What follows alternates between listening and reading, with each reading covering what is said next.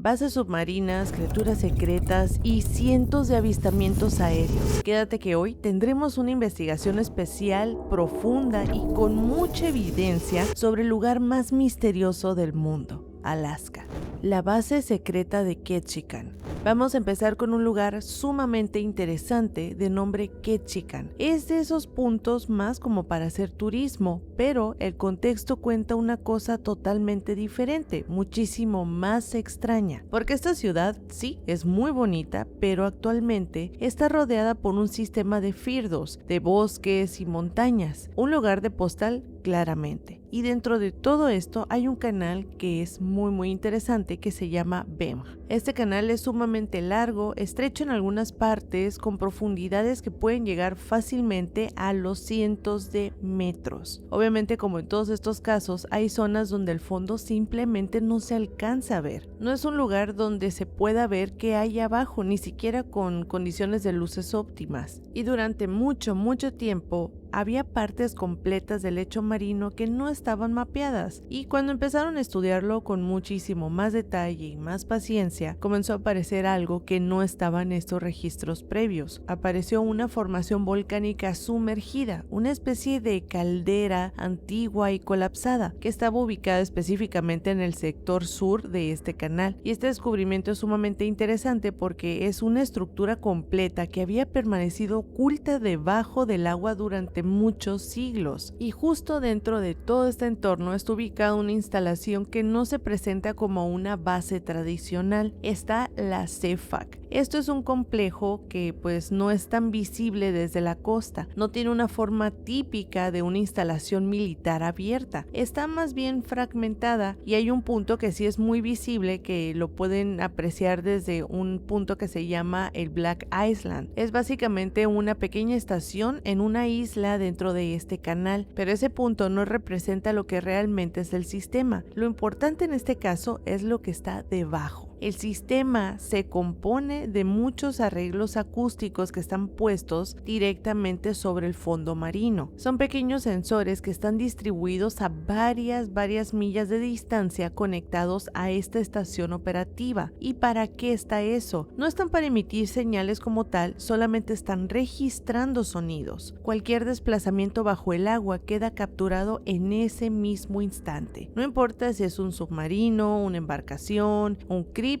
o tal vez un OVNI, todo queda ahí absolutamente registrado, y ese sistema está ubicado en la zona donde el fondo obviamente no es uniforme, donde existen muchas cavidades, donde existe esta estructura volcánica tan impresionante, y también posiblemente extensiones que tú y yo sabemos que claramente no han sido exploradas todavía. Pero para muchas personas obviamente esto no es una coincidencia, porque a ver, vamos a pensar un poco. A nivel operativo, esta zona tiene muchas restricciones bastante claras, como en todas las instalaciones militares. Y obviamente existen sectores que están completamente delimitados, donde la navegación pues no puede ocurrir de una manera normal. Y esto se maneja por medio de avisos a los navegantes, a la guardia costera e incluso a aeronaves cuando hay actividad dentro de esta operación militar. Y en ciertos momentos, partes de este canal se llegan a cerrar sin que desde la superficie se observe algo evidente. Para quien no conoce todo este contexto, esto solamente parece ser un protocolo más, ¿verdad? Pero para quienes empiezan a ver muchos patrones, que aquí en este canal nos encanta buscar patrones, esto parece ser otra pieza, porque los reportes de avistamientos no aparecen en otro lugar, se concentran efectivamente en esta misma área. Pero para toda esta investigación, que me he sentado un montón de tiempo investigando todo esto, y de verdad estoy muy emocionada de presentárselos el día de hoy. Para empezar con todo este mapa de patrones, nos tenemos que ir hasta finales de los años 70, cuando un pescador en las cercanías de este canal reportó haber visto un objeto suspendido entre dos montañas cercanas a Ketchikan. Dijo que no era una luz, era más bien una estructura muy grande, sólida y de una forma alargada. Lo describió como algo comparable como el tamaño de un portaaviones. Dice que no emitía sonido, que no tenía luces visibles y que tampoco parecía moverse con ningún tipo de propulsión. Y esta cosa permaneció completamente inmóvil durante unos segundos antes de desaparecer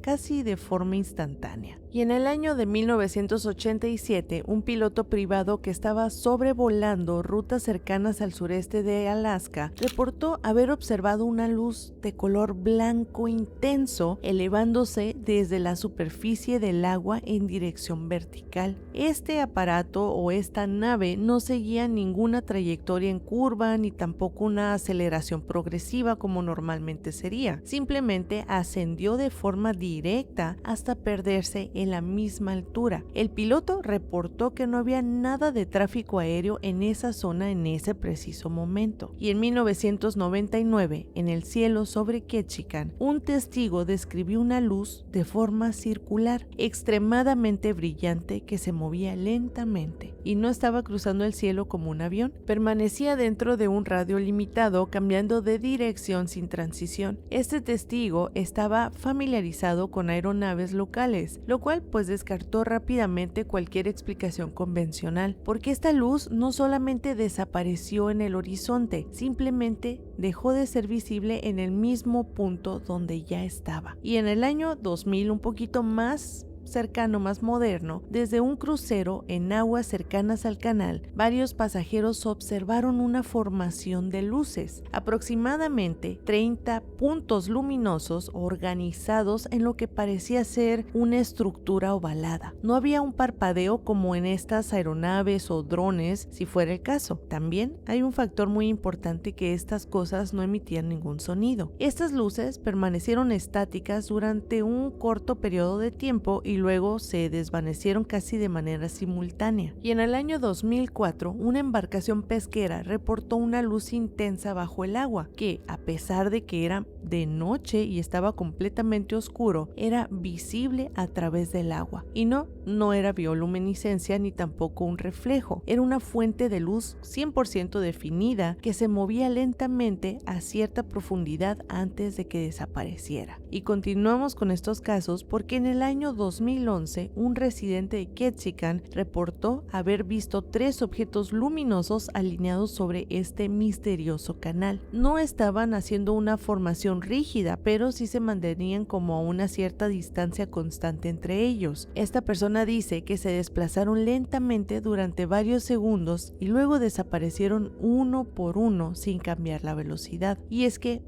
todos estos eventos tienen un patrón en común, no crean que se los conté nomás porque sí. No hay trayectorias largas si se ponen a pensar, no hay aproximaciones visibles, todos estos objetos aparecen dentro del mismo entorno, pertenecen y después desaparecen como tal. Y estos avistamientos nos cambian la lectura, nos cambian el contexto, porque hablando un poquito en paralelo, en ese mismo punto existe un sistema que registra cualquier movimiento bajo el agua. Recordemos ese punto. Ese sistema está colocado justamente en una zona donde el fondo marino no es plano, ya lo dijimos, donde existen todas estas estructuras volcánicas y también posibles cavidades. A partir de aquí, las teorías no aparecen como algo completamente loco, porque de verdad hay muchas personas que están investigando esto. Esto sería más que nada una conexión entre lo que ya está presente, lo que ya existe, y una de ellas plantea que el CEFAC no está ahí únicamente para medir estos sonidos bonitos submarinos, está ahí por otra razón mucho más oscura, porque ese mismo punto del canal puede presentar actividades constantes que necesitan ser monitoreadas, no como eventos esporádicos, sino como desplazamientos que son recurrentes, que no corresponden obviamente al tráfico convencional. Pero hay otra lectura que nos conecta directamente con la geología, con esa actividad que les estoy diciendo. La caldera volcánica que está sumergida no sería solamente una formación aislada por ahí, sino parte de un sistema muchísimo más amplio de cavidades y de túneles que están debajo de este canal, túneles naturales. Estos espacios que obviamente no han sido completamente explorados y que podrían servir como rutas de acceso o tránsito bajo el agua. Y en todo ese contexto contexto tan fenomenal, pues surge una idea muy interesante, que es la idea de una base submarina. Obviamente no es visible desde la superficie, pues por eso sería oculta. ¿Y cómo estaría oculta? Pues en este terreno, si ustedes ponen atención en las fotos, existen muchas formaciones, por lo cual esta supuesta base estaría camuflajeada en estas formaciones. Pero fíjense que hay otra teoría, otra lectura que une ambas capas de este misterio tan interesante, que nos plantea que los objetos observados sobre el agua no llegan desde el cielo, sino que más bien parecieran emerger desde el mismo canal, que los movimientos que están registrados bajo el agua y que los avistamientos en el aire forman parte de un mismo fenómeno, y que lo que se detecta bajo el agua es lo mismo que aparece arriba. Y todo eso nos explicaría un poquito más de por qué no hay trayectorias, por qué no hay aproximaciones visibles, porque no vienen desde fuera, sino que salen desde ahí, desde el agua. Pero si nos ponemos a analizar otro tipo de textos, existe otra teoría que tal vez es menos comentada, pero también bastante interesante, que cuando se analiza con mucho detalle parte de un punto completamente distinto, que no todo lo que se registra en el agua corresponde a desplazamientos físicos completos. Hay registros de anomalías acústicas en ese tipo de entornos que no siguen patrones claros de propulsión ni tampoco de masa. Y bajo esa idea, algunos plantean que lo que ocurre en el canal de Bem no es únicamente el tránsito, sino que hay una especie de presencia intermitente, algo que no pertenece de forma constante, pero que sí aparece, que llega a interactuar de vez en cuando con el entorno y desaparece sin dejar ningún rastro continuo. Pero a ver, el sistema no solamente estaría escuchando estos movimientos, sino también detectando eventos. Estas apariciones breves en un entorno profundo que claramente pues están asociadas a puntos muy específicos de este canal y posiblemente están relacionados con esas cavidades volcánicas. Y todo esto nos abre otra posibilidad muchísimo más grande, que esto tal vez no se trata nada más de una base militar fija, sino de un punto de acceso, un lugar donde tal vez algo entra y sale sin necesidad de pertenecer como tal. Y ahí, a mi punto de vista, es donde todo este caso empieza a cambiar muchísimo más. El caso del humanoide de Portlock. En la costa sur de Alaska, entre todas esas montañas, bosques, acantilados y este mar gris tan característico de este lugar, existe un pequeño asentamiento llamado Portlock, también conocido como Port Chatham, y a simple vista era uno de estos tantos pueblitos remotos que estaban dedicados a la pesca y también al procesamiento del salmón. Un sitio, la verdad, bastante modesto pero muy funcional, levantado en una región donde, pues la verdad, la vida dependía del clima, del mar y de la resistencia de sus mismos habitantes. Pues en todo este contexto convivían descendientes de pueblos nativos y de colonos rusos. Todas estas personas formaron una comunidad pequeña, aislada y muy acostumbrada a sobrevivir en uno de los territorios más duros de todo Norteamérica. Pero con el paso de los años, ese lugar comenzó pues a transformarse en otra cosa completamente diferente. Esto ya no era un pueblo lejano como en aquellos años. Comenzó a convertirse en un sitio del que la gente hablaba con mucho temor, un lugar donde algo ya no parecía estar tan bien. Este lugar dejó de ser pacífico como hace algunos años. ¿Pero qué fue lo que pasó? ¿O por qué dejó de ser un lugar tan aparentemente en paz? Pero es que este temor, no crean que nació de la noche a la mañana, nada más como, ay, se apareció algo y ya nadie más quiere venir. No, este miedo fue creciendo poco a poco sin hacer ruido, y para esta historia nos tenemos que ir hasta 1931, cuando aquí en este año comenzaron a asociarse una serie de sucesos muy extraños en el pueblo y también a sus alrededores. Uno de los episodios más repetidos fue el fallecimiento de un hombre llamado Andrew Kunleke. Andrew era un trabajador que apareció sin vida en circunstancias descritas en los informes como brutales y difíciles de explicar. Este relato dice que sufrió un golpe mortal en la cabeza con una pieza de maquinaria pesada. Hagan de cuenta como si una fuerza sumamente descomunal hubiera levantado esa maquinaria y luego la hubiera soltado encima de él. Poco después también comenzó a hablarse de otra cosa, de una desaparición de un minero que jamás regresó a su casa. Aquello pues obviamente encendió algo más en la mente de todos los habitantes que vivían en plena paz. Empezó a presentarse una sensación de que en estos bosques, en las montañas y también en la costa había una presencia ajena que los observaba de más de cerca. Y fue entonces cuando empezaron a circular las primeras descripciones de una figura completamente monstruosa. Uno de los nombres más citados de esta leyenda es Tom Larsen, quien aseguró haber visto a esta entidad enorme, bípedo, cubierto de pelo, de aspecto salvaje y perturbador, merodeando cerca de la costa. No la describió en primera instancia como un animal cualquiera, la describió como algo que producía terror solamente con mirarlo. A partir de este punto, Porlock dejó de ser únicamente un pueblo aislado más de Alaska y empezó a convertirse en el escenario de una historia muchísimo más oscura, porque cuando aparece una figura así en un territorio tan remoto y luego se empiezan a sumar desapariciones, muertes extrañas, huellas que no tienen nada que ver y sonidos sumamente extraños en la noche, la vida cotidiana empieza pues a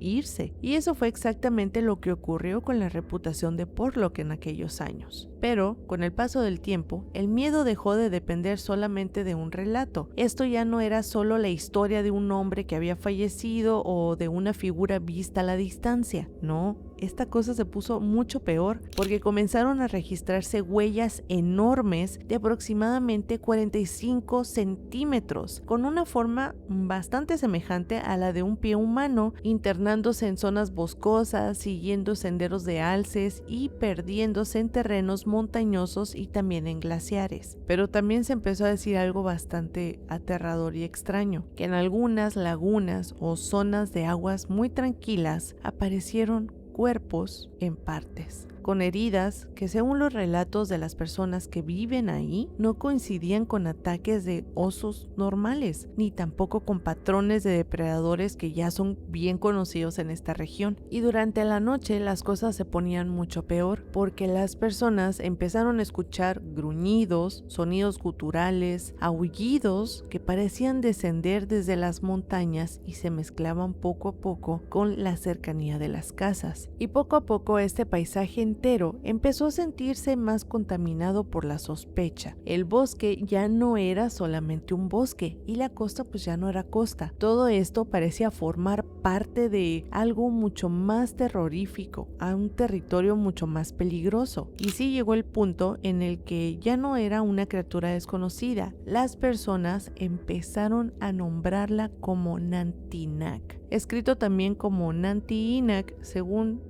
como lo quieras leer. Pero es que este nombre aparece escrito con el sentido de el que devora gente. La imagen que se construye obviamente alrededor de este ser es la de una entidad gigantesca, de pelo oscuro, que camina erguida sobre dos patas y cuyos ojos parecen brillar en toda la oscuridad. Y es que esto no es una simple bestia, porque en la narrativa de Porlock, el Nantinak funciona como una presencia inteligente, agresiva y muy territorial, una criatura que no solamente aparece, sino que también parece estar acechando, que intimida y empuja a la gente a irse de este lugar. Ese matiz es muy importante para esta historia, porque la leyenda no solamente habla de los ataques o de los avistamientos, habla de una comunidad que se siente sometida a una presión constante, como si algo la estuviera expulsando poco a poco de su propio hogar. Pero fíjense que una de las escenas más potentes de este caso vuelve a ser la de Tom Larsen. La historia dice que después de ver esta criatura, regresó a buscar su arma y volvió dispuesto a enfrentar aquello que había visto, pero cuando estuvo otra vez frente a frente a esta entidad, se paralizó, no pudo disparar, no porque dudara, sino porque el terror que le había provocado aquella mirada de esta bestia fue superior a cualquier impulso de defensa que pudiera llegar a tener. Y ese detalle es clave para toda esta historia historia, porque convierte al Nantinak en algo más que un animal grande. Lo vuelve una presencia que domina psicológicamente a quien lo está observando. Esto no solamente se trata de una fuerza física, es también una sensación de horror puro, de estar en vulnerabilidad total, de estar frente a algo que no debería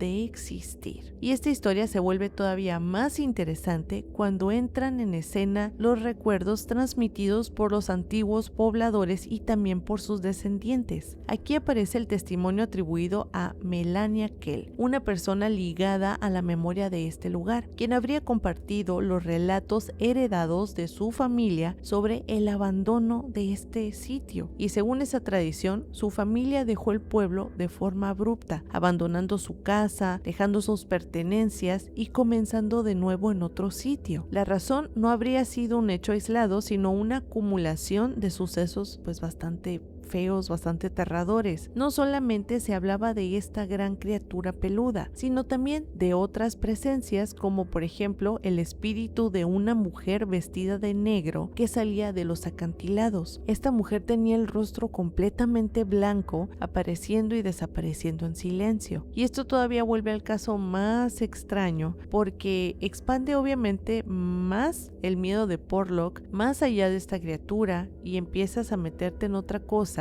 que pues ya se empieza a cruzar con el terreno de la criptozoología, en la tradición oral, en las apariciones y también en el folclore sobrenatural. Y otro de los elementos que vuelve tan poderoso esta historia es que no gira en torno a un simple rumor contado mucho tiempo después, sino a una cadena de recuerdos atribuidos a varias personas, a varias familias. También aparece el nombre de Simon Kabashino, que estaba vinculado a Port Graham, que en cierto punto recordó cómo al Nantinak se le culpó por la desaparición de un buscador de oro que subió a trabajar a una zona apartada y que jamás regresó. Esa estructura de testimonios es precisamente lo que le da mucha longevidad a toda esta historia, porque aunque no existan pruebas físicas como tal que sean concluyentes, la historia se sostuvo durante muchas décadas a través de voces que repetían los mismos núcleos, los mismos relatos de una criatura grande, peluda, de fallecimientos bastante brutales, de desapariciones, de mucho miedo en los bosques y de una comunidad que terminó yéndose. Y cuando una historia así se repite durante muchas generaciones, deja de ser un simple cuento para convertirse en una parte viva de toda la identidad de este lugar. Pero a final de 1949 y 1951, Porlock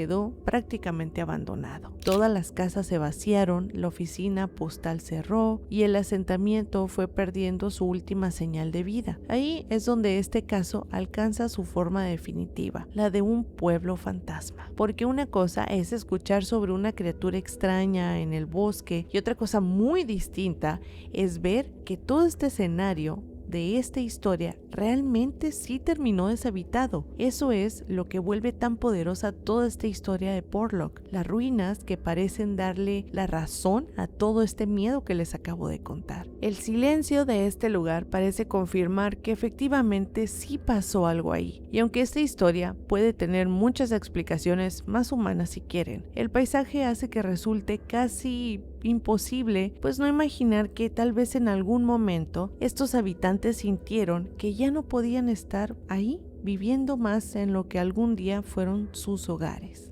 Ahora bien, lo más interesante de este caso es que también nos admite una lectura completamente diferente, porque el abandono de Porlock pudo deberse al desarrollo de nuevas rutas, al declive de la misma conectividad marítima, al cierre de su planta procesadora de salmón y a la conveniencia de trasladarse a comunidades con mejores accesos como Nantlek o Port Graham. Bajo esa mirada, la historia del Nantinak no sería una causa real del abandono como tal, sino una narración posterior que tal vez dramatizó todo el final del pueblo y lo convirtió en una leyenda, pero la verdad es que esta hipótesis no elimina todo lo que les acabo de contar. Aquí ya sería más bien preguntarnos nosotros mismos si tal vez esta criatura logró expulsar a toda una comunidad, porque esta misma comunidad sintió la necesidad de cortar de forma definitiva con sus hogares. Y aparte de todo esto, Alaska es el escenario perfecto para este tipo de casos. El aislamiento, los bosques oscuros, las montañas, los acantilados, las desapariciones, los fallecimientos extraños y un pueblo que terminó simplemente en ruinas. Pero quiero saber qué piensan ustedes. ¿Esto fue realmente el Nantinak?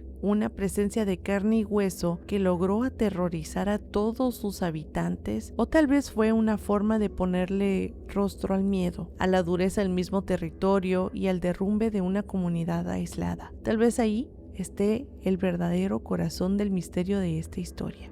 El caso del lago Iliamna. En el corazón de Alaska existe un lago tan inmenso, tan frío, tan remoto, que parece hecho exclusivamente para guardar secretos. Ese lugar del que les estoy hablando es el lago Iliamna, una masa gigantesca de agua que está rodeada por lo que sería Alaska en sí. Naturaleza salvaje, niebla, silencio y toda esa sensación que parece ser que le encanta a todas estas criaturas de una sensación constante de aislamiento. Pues ahí, con la mirada apenas alcanza a comprender la escala de todo este paisaje tan enorme. Y en este sitio tan interesante nace una de las leyendas más persistentes y también más perturbadoras del norte de América, la de una criatura enorme que se mueve bajo la superficie. Pero vámonos desde el principio, porque durante muchas generaciones los habitantes de esta misma región han hablado de algo que no parece entrar en el catálogo normal de animales conocidos de este lago, no como un simple cuento para asustar a las personas, sino como una presencia 100% real que pues esté integrada al mismo paisaje e inclusive me atrevería a decir que aceptada como parte de la vida junto al agua. Y el monstruo de Iliamna no surgió como una moda moderna ni tampoco como una historia construida para los turistas. Su fuerza parece venir de muchísimo más atrás. En las comunidades cercanas, la idea de una gran criatura acuática fue pasado de generación en generación como si se tratara de una verdad del mismo territorio, algo que debería respetarse, algo que no convenía provocar, y todo eso le da a la historia una dimensión distinta, porque cuando una región transmite una advertencia durante tanto tiempo,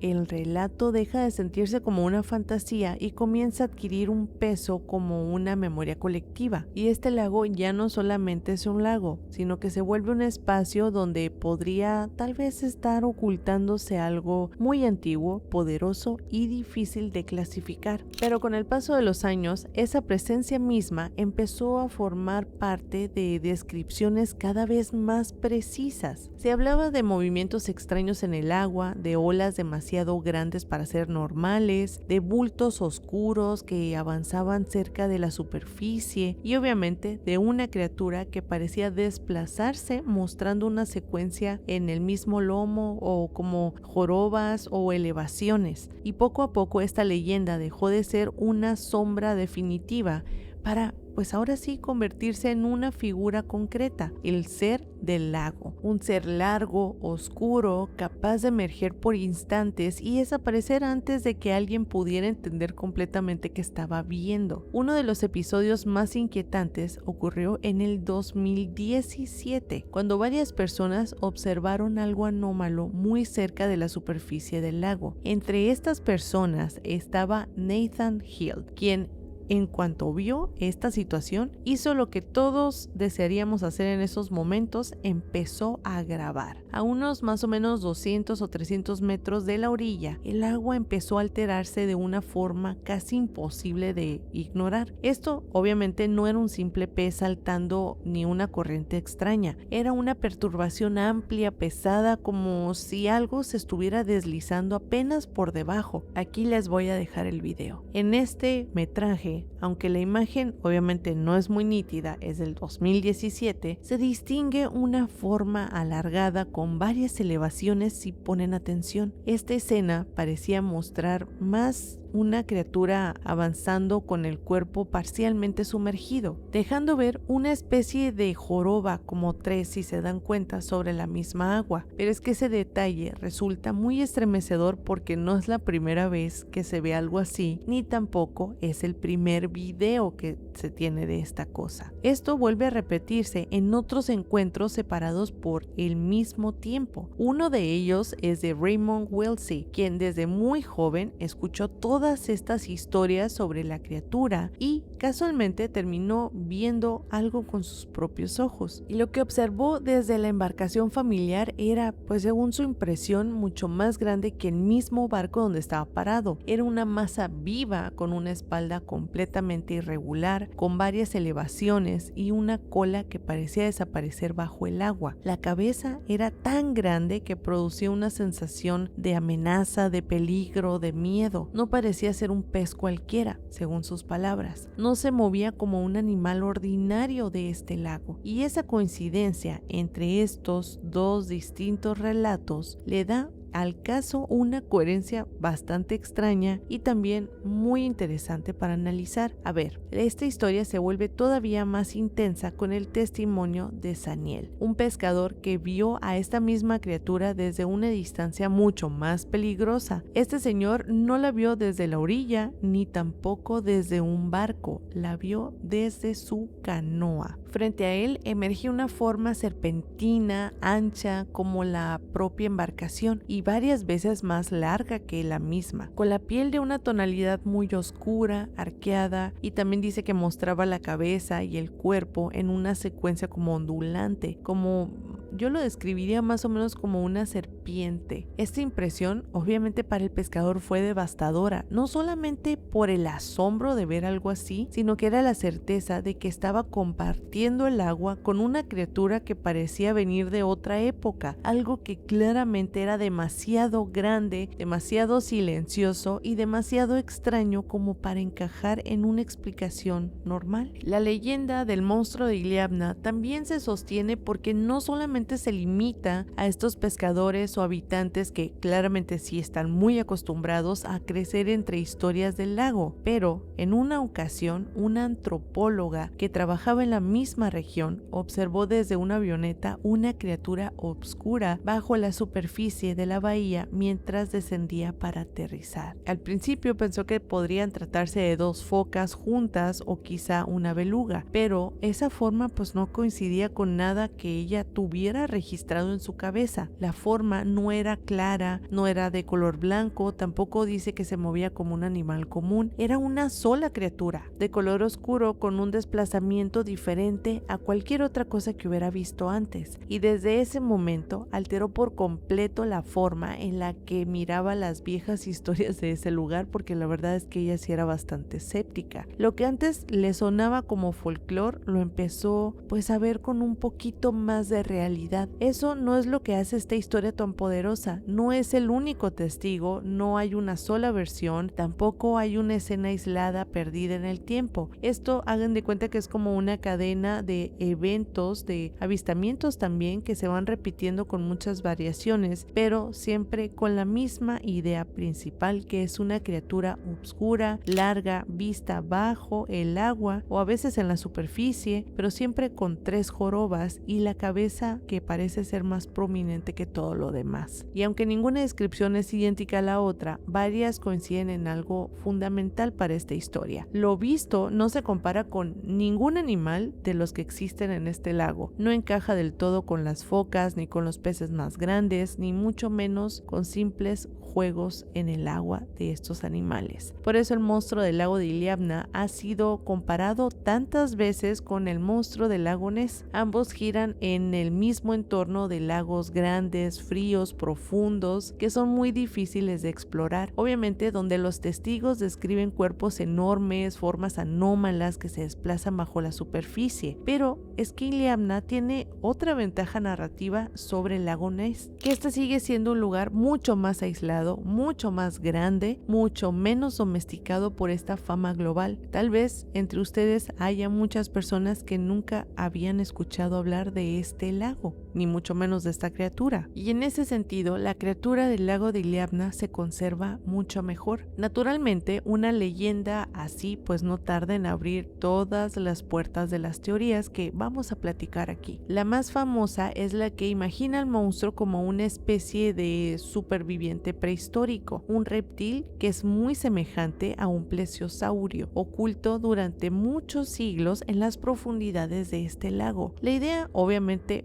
fascina porque encaja con esta imagen clásica de un cuerpo largo, con una cabeza que emerge, jorobas en el agua y una presencia que parece demasiado arcaica como para pertenecer al presente. Esto es una teoría visualmente perfecta, poderosa si quieren, casi inevitable. Y pensar en Alaska como uno de los rincones más interesantes, más misteriosos de todo el mundo, para mí tiene mucho sentido que se corone como un escenario propicio para resguardar a una reliquia biológica. Pero también existe otra posibilidad mucho menos espectacular, un poquito más aterrizada, vamos a decirlo de esa forma, que tal vez esto no es un animal extinto, sino que es una especie completamente desconocida, una criatura grande adaptada a las profundidades de este lago y que jamás pues ha sido descrita formalmente. El propio entorno de Iliamna hace que esa idea no resulte tan absurda, porque para empezar el lago es enorme, es profundo, es muy difícil de estudiar aún con toda su extensión y pues obviamente también está rodeado por un sistema natural bastante complejo y que está lleno de muchísima vida. Y en un lugar así, la posibilidad de que haya algo por ahí que todavía no hemos comprendido, pero nos resulta mucho más inquietante que imposible. No haría falta recurrir a un dinosaurio viviente como tal. Esto nada más nos bastaría con aceptar que tal vez todavía existen zonas de la misma naturaleza que se resisten a ser explicadas del todo. Pero fíjense que sí hay muchas historias sobre este monstruo. Una de las historias más extrañas asociadas a este lago pasó en 1967. Sí, se habla mucho de este extraño monstruo hace tantos años. Cuando se difundió el relato de esta enorme criatura, hicieron claramente una expedición, un intento por quererla capturar, utilizando un hidroavión, líneas de pesca, ganchos de un gran tamaño, y lo que siguió, según esta historia, fue una escena brutal. Algo bajo el agua empezó a arrastrar el avión, doblando los ganchos y rompiendo todos los instrumentos que pretendían usar. La historia tiene un tono casi de una escena pues de ciencia ficción, como si fuera una misma película, pero precisamente por eso se volvió tan inseparable del mismo mito de Iliamna. Añade al caso una sensación de que pues tal vez en algún punto alguien no solamente la vio, sino que pues llegó a medir su fuerza como tal. Uno de los testimonios más tensos de todo este caso es el de Gary Nielsen, quien relató haber visto junto con su esposa no una, sino dos criaturas mientras estaban navegando por el lago a final de los años 90. Toda esta increíble historia empezó con una reacción de pánico. Dice que su esposa miró hacia el lado del bote y empezó a gritar histéricamente. Cuando él volteó, alcanzó a ver dos cabezas saliendo del agua, moviéndose mientras seguían la embarcación. No las describió como sombras ni tampoco un movimiento ambiguo. Habló de dos cabezas definidas, lisas, de piel oscura, con una forma triangular, con ojos enormes de color negro que parecían estar hechos para las profundidades. Aquello transformó el momento en una auténtica persecución. La reacción fue inmediata, huir hacia aguas menos profundas, pero el miedo no era el miedo normal de una mala maniobra, una tormenta o quizá la presencia de un animal agresivo. Era algo mucho más primitivo, era una alarma interior, algo que no sabían que estaban viendo, algo que claramente jamás se les hubiera pasado por la cabeza encontrarse. Y mientras avanzaban, las aguas alrededor comenzaron a levantar un oleaje y la misma sensación era de que esas criaturas estaban intentando acercarse. Pero lo más perturbador de su relato es que incluso las focas parecían evitar volver a la misma agua, acumulándose sobre las rocas como si ellas mismas supieran que debajo había algo que dominaba completamente ese territorio. Esa escena claramente convierte el lago en un espacio de caza y a los mismos humanos como en simples intrusos. Pero a ver, la posibilidad de que existiera más de una criatura le dio al caso una dimensión completamente diferente. Ya no se trataba nada más de una anomalía única, ni tampoco de un monstruo aislado, sino de una posibilidad de una población entera oculta debajo de este lago. Y esa idea todavía se vuelve más extraña para esta leyenda, porque imagínense ustedes, si son varias de estas cosas, entonces el misterio no consiste nada más en que la gente vio a una sola, sino cómo una presencia biológica de ese tamaño habría logrado pertenecer fuera del conocimiento oficial durante tantísimo tiempo. Y si nos ponemos en ese punto, el lago de Iliamna deja de sentirse como un simple punto o como un simple escenario de avistamientos y empieza a parecer más un ecosistema propio, que sí, parece estar encerrado en sí mismo, donde algo más grande, más antiguo y casi invisible sigue viviendo todavía en las profundidades. Y obviamente el monstruo del lago de Iliamna sigue vivo porque existe en una intersección perfecta entre la memoria ancestral, los testimonios modernos y un misterio biológico que todavía no se ha resuelto. No pertenece por completo al folclore como tal, porque hay demasiadas personas que aseguran haberlo visto, pero tampoco pertenece por completo a la ciencia porque ninguna prueba ha logrado fijarlo con una claridad, ni mucho menos catalogarlo como un animal o otra criatura totalmente nueva. Y la verdadera fuerza de todo este caso no solamente está en la idea tan fantástica de una criatura gigantesca. La idea, la fuerza está en este paisaje que lo rodea, en este lago inmenso, profundo, oscuro, que está por ahí perdido en Alaska, donde todavía parece posible que algo sobreviviera fuera del alcance de nuestras certezas. La nave nodriza de Seward.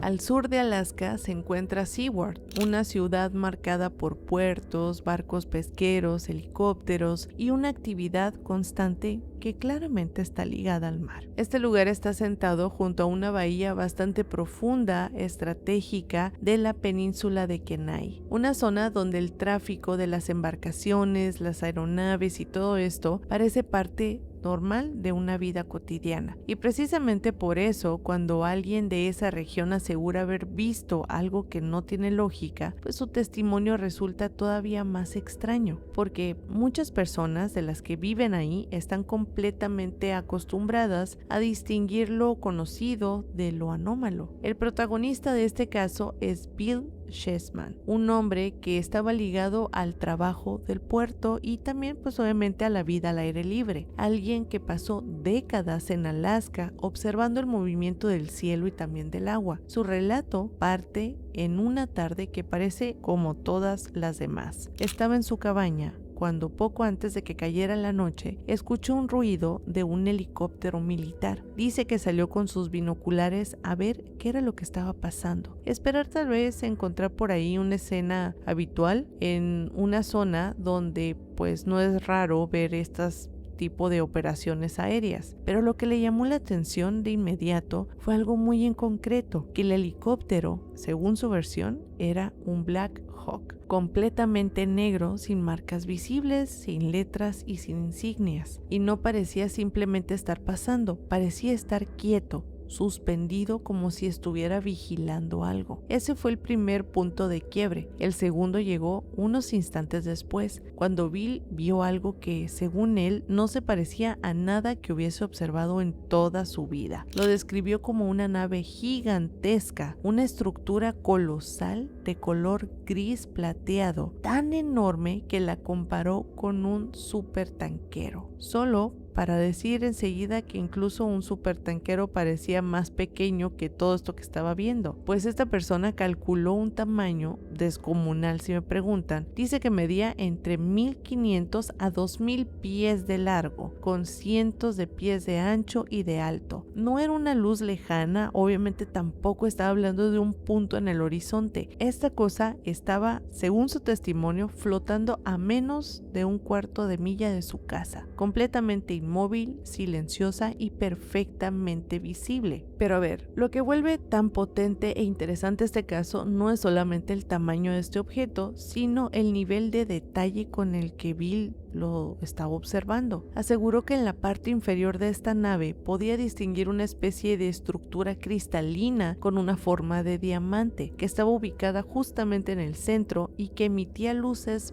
blancas, azules y rojizas. Y no estaba hablando de una luz borrosa entre las nubes, estaba hablando de una masa inmensa, definida, como si fuera algo casi arquitectónico que estaba suspendida sobre el paisaje, como si no estuviera obedeciendo a ninguna ley conocida. Pero lo más desconcertante de todo esto era el silencio, porque una cosa así, de ese tamaño, a esa distancia, obviamente debe haber producido algún tipo de sonido, ¿no? Un zumbido, lo que sea, una turbina. Pero no lo hizo. Eso fue precisamente lo que terminó de romper cualquier intento de explicación simple para él. Mientras estaba contemplando todo esto, Bill comenzó a experimentar, según sus palabras, una sensación extraña en el cuerpo. No lo describió precisamente como un dolor ni un miedo inmediato, sino una especie de vibración interna, como si la energía desconocida de esta cosa estuviera infringiendo en él. Sentía en el cuerpo un zumbido atravesando por toda esta sensación que no sabía cómo nombrar, y ese detalle cambió por completo el tono del caso, porque deja de ser solamente un avistamiento y empieza a rozar en algo mucho más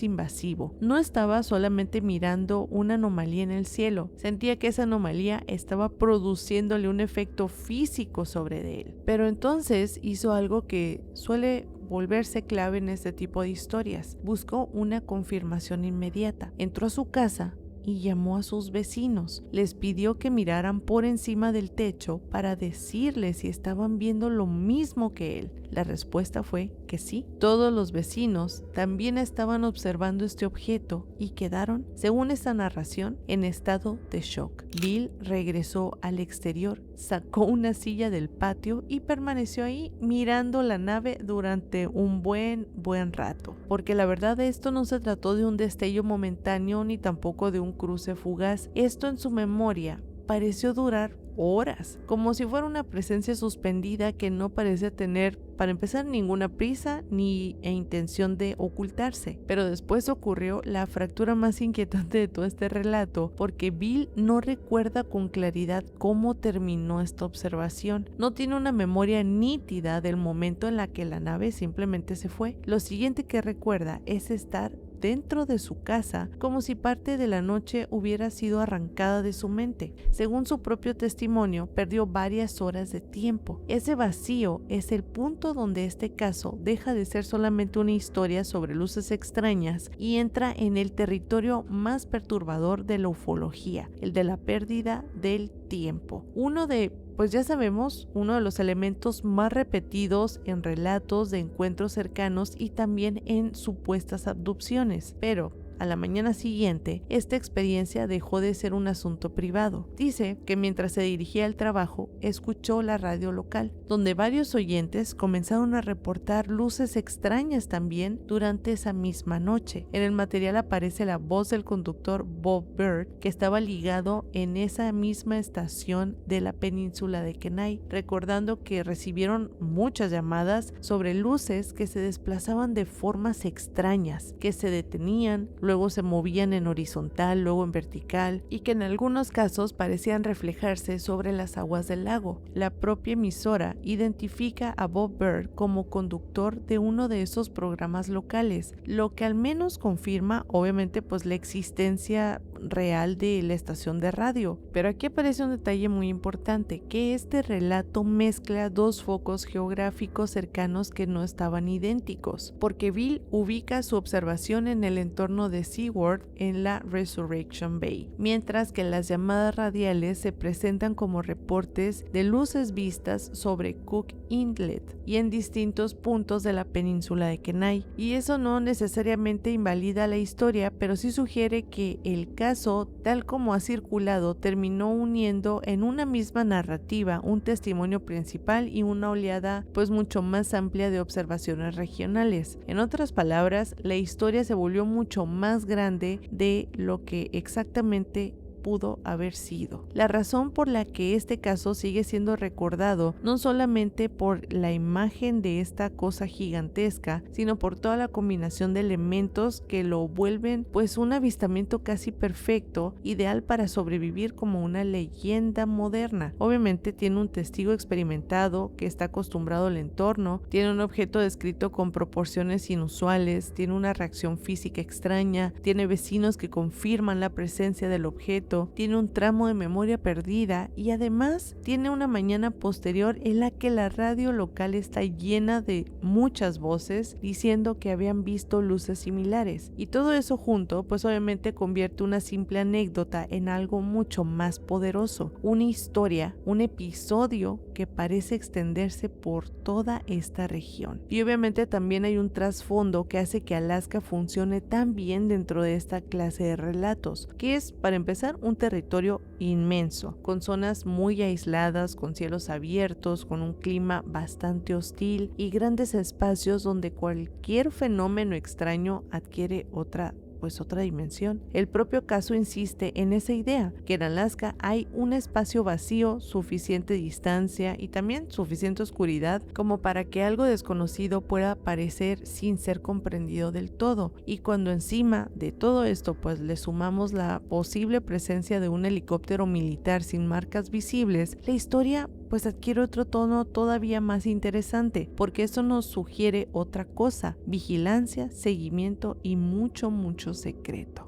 El caso de los barcos fantasmas. Los mares del llamado Triángulo de Alaska siempre han tenido algo extraño, algo que incluso los mismos marineros más experimentados no saben cómo explicar del todo. No solamente es el frío extremo, ni las tormentas impredecibles, ni el hielo que se mueve como si tuviera vida propia. Esto es otra cosa completamente diferente, algo que se siente en el mismo ambiente. Y a lo largo de toda la costa de Alaska se han registrado más de 3,000 naufragios, una cifra que ya de por sí es muy alarmante, pero lo realmente inquietante de todo esto no es que los barcos desaparezcan, sino que algunos no lo hacen del todo. Algunos de ellos se van y luego regresan, pero no como antes, no con la tripulación ni con señales de vida, sino con presencias que parecen estar flotando por ahí. Por eso, en esta zona, más que hablar de accidentes marítimos, se habla de estos famosos barcos fantasmas, de embarcaciones reales que siguen apareciendo durante años sin que nadie logre explicarlo todavía. En Alaska, además, no todo se limita al mar. También hay reportes constantes de figuras vistas en los pueblos aislados, de presencias en medio de la naturaleza, de criaturas que parecen observar desde la distancia y desaparecer cuando alguien intenta acercarse. Y toda esa idea ha ido formando algo mucho más amplio de que en esta región, especialmente dentro de esta área conocida que es súper famosa, que es el Triángulo de Alaska, algo está ocurriendo. Algo más que simplemente pues no encaja del todo con la realidad cotidiana. Y dentro de todos esos casos hay uno que se mantiene como una de las historias más persistentes y difíciles de ignorar, la del SS Baichimo. Pero para esta historia nos tenemos que ir hasta los años 20. El Baichimo no era solamente un barco cualquiera, era una pieza clave en el comercio de pieles del norte y era propiedad de la Hudson Bay. Y en esa época ese negocio era una cosa brutal porque movía unas cantidades exorbitantes de dinero. Era una embarcación de acero de aproximadamente 1,300 toneladas que estaba diseñada para atravesar rutas que muy pocos barcos podían soportar. De hecho, fue uno de los más grandes en cruzar el círculo ártico en ese momento, algo que pues obviamente impactó profundamente a todas las comunidades indígenas que lo vieron por primera vez. Imagínense ustedes, para ellos que navegaban en kayaks, que construían sus propias embarcaciones con pieles y técnicas 100% tradicionales, pues ver una estructura metálica abriéndose paso entre el hielo,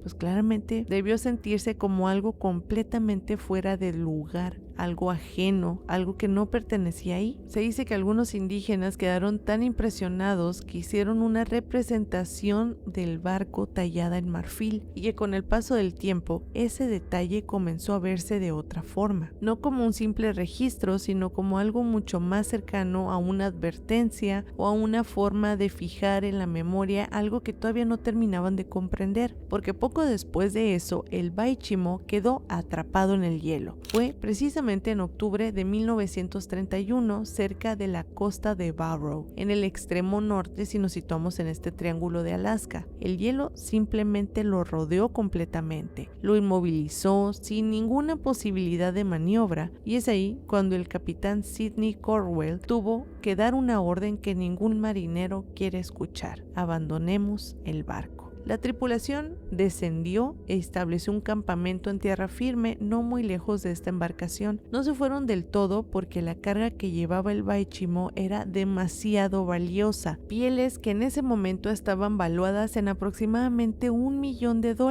así que decidieron quedarse para vigilar de cerca. No era una situación desesperada porque en Alaska pues esto podría pasar, era algo bastante común, un barco que tal vez se quedó atrapado en el hielo, pero no era algo tan extraño. Podían esperar semanas, incluso todo el invierno si era necesario. El barco pues estaba ahí, visible, inmóvil, y pues todos ellos también estaban ahí y todo parecía estar bajo control hasta que el clima pues decidió darles una jugada bastante chueca. El 24 de noviembre la temperatura, y quiero que se imaginen esto, descendió hasta los 50 grados bajo cero y una tormenta de nieve golpeó toda esta zona con una intensidad que obligó a toda la tripulación a refugiarse completamente. Durante muchos días no pudieron salir, el viento y la nieve hacían casi imposible cualquier intento de movimiento, y cuando finalmente el 27 de noviembre la tormenta se calmó, pudieron salir a revisar el estado del barco, pero lo que encontraron no tenía ningún sentido. El Baichimo ya no estaba, no había restos, no había fragmentos, no había señales de que algo hubiera pasado, solamente había hielo, un espacio vacío donde antes había una estructura de acero de más de 1,300 toneladas. La desaparición obviamente no encajaba con nada conocido, porque este barco no podía haberse hundido en ese tipo de hielo, ni tampoco podía haberse desplazado sin dejar un rastro. Esto simplemente se esfumó de la faz de la tierra. Pero lo más extraño de toda esta historia no fue ese momento, fue otro, porque después el barco, ¿qué creen?, volvió a aparecer. El primer avistamiento ocurrió poco tiempo después, cuando cazadores Inuit vieron este barco a la distancia. No había nadie a bordo, tampoco había movimiento, solamente estaba ahí, flotando, deslizándose lentamente entre el hielo, como si siguiera una ruta que nadie más podía ver. Y meses después, en mayo de 1932, se reportó otro avistamiento de este mismo barco. Esta vez, un joven aventurero ártico llamado Leslie Melvin, que viajaba con sus perros por el norte de Alaska, decidió no solo observarlo, sino acercarse al barco. Y un año después de la desaparición de este barco, Melvin parecía haber encontrado el Baichimo nuevamente, congelado en el hielo, y esto sí, en una ubicación completamente diferente, pero en condiciones muy similares a las primeras. Se acercó con mucha cautela, se detuvo frente a él y decidió abordarlo. Lo que encontró fue un silencio absoluto, porque el barco estaba completamente vacío. No había señales de lucha, ni indicios de evacuación, ni mucho menos rastros de vida dentro del barco. Era como si simplemente hubiera sido abandonado por completo, pero no en la forma caótica, sino como pues las personas se hubieran retirado de él. Y al mismo tiempo había muchos reportes contradictorios sobre este caso, porque aviones que sobrevolaban la zona aseguraban no ver absolutamente nada, como si el barco no existiera desde el aire, pero sí desde la tierra. Y a partir de ese momento los avistamientos continuaron durante casi 40 años. El Baichimo fue visto en diferentes puntos del Ártico, a veces atrapado en el hielo, a veces moviéndose libremente, pero siempre con el mismo patrón, que nadie lograba alcanzarlo. Quienes lo intentaban comenzaban a notar cosas que no cuadraban, por ejemplo, que el barco parecía alejarse a velocidades que no correspondían con el entorno, y en otros casos, cuando alguien estaba a punto de abordarlo, el clima cambiaba de forma repentina, que pues otra vez lo mismo, tormentas surgían sin previo aviso, obligándolos a retroceder, como si algo interviniera justo en el momento en el que alguien está a punto, así demasiado cerca de entrar. Con el paso del tiempo, la historia dejó de verse como un simple fenómeno extraño y empezó a adquirir otro significado, que para muchos el Baichimo no era solamente un barco fantasma en el sentido tradicional. Esto era más que nada una embarcación abandonada vagando sin rumbo. Era algo más todavía, algo que ya no pertenecía completamente a esta realidad. Y dentro de la cosmovisión de varios pueblos nativos de este lugar, lo que existe tiene espíritu, no solamente los seres vivos, también los objetos. Todo forma parte de una red energética que puede manifestarse en distintos niveles según estas tradiciones. Y de esa forma de entender el mundo, el Baichimo no desapareció en el sentido físico, se desplazó, pero pasó a otro nivel, a otra capa de realidad que pues existe paralelamente a la nuestra. Un chamán nativo hablaba de estos planos como niveles de energía espiritual, donde lo que vemos no solamente es parte de lo que está pasando realmente. Y según esta visión, hay momentos y lugares donde estas capas pueden cruzarse, donde algo puede pasar al otro nivel y viceversa. Por esto encontramos tantos casos sobre desfases temporales, criaturas que son sumamente extrañas en este preciso lugar del mundo. Pero es que todos estos casos